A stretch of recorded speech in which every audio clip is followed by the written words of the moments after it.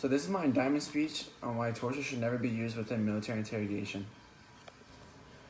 My proposition is that the United Nations should come up with a comprehensive plan to monitor that each country is being compliant with the Geneva Convention, and that countries have agreed to treat POWs to a certain standard.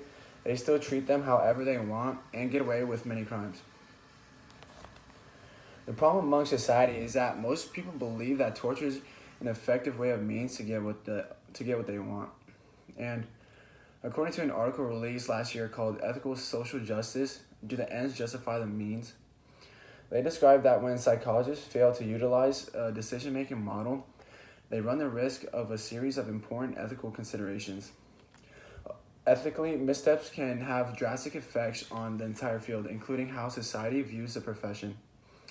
The values-based ethical decision-making model offers a strategy and set of considerations to guide psychologists in the practice of ethical social justice, ensuring that the means and ends be held to the highest ethical standards. So according to Times article written by Charlie Savage, a suspect, Abu Zubaydah, was sent to Guantanamo Bay, Cuba, and was brought to a panel of officers where he described that he was tortured in the agency's black site prison. He declared that his body had shaken when he stood for hours, naked and shackled in a cold room, unable to shift his weight to an injured leg.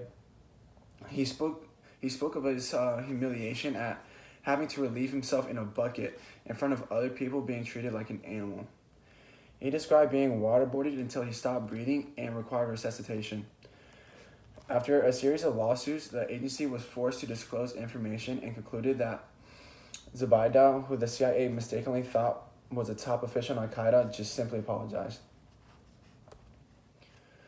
So, according to a recent study, recent surge of asylum seekers in the European Union is raising questions about the EU's ability to integrate newcomers into the economy and into society, particularly those who need specialized services for the treatment of severe trauma.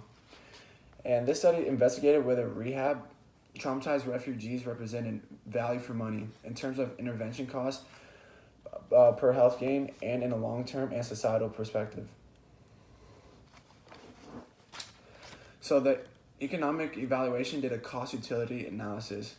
The cost-utility analysis incorporated data on quality-adjusted life years for 45 patients who were treated at the Rehab and Research Center for Torture Victims in Copenhagen, Denmark, from 2001 to 2004.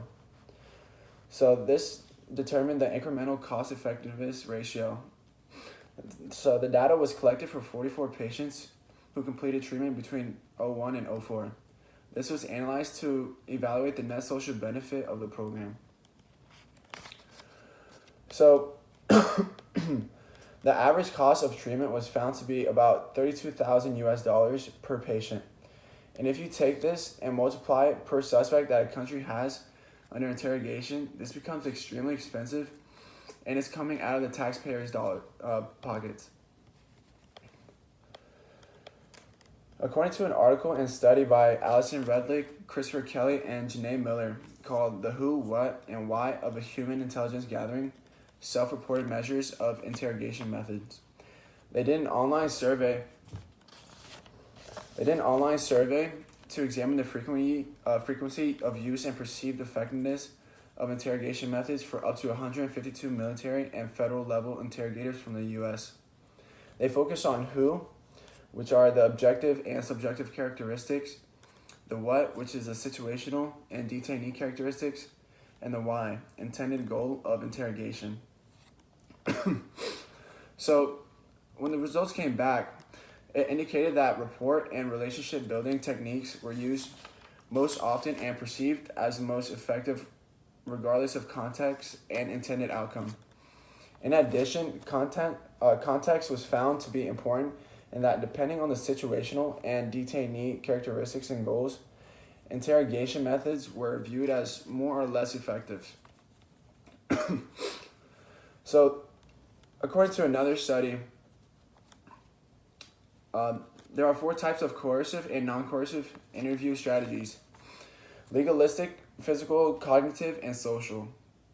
And this is used to facilitate disclosure by high-value detainees and were examined in an international sample of practitioners. In response to social strategies, detainees were more likely to disclose meaningful information and earlier in the interview when report-building techniques were used. They were less likely to cooperate when confronted with evidence as well. So, the disclosure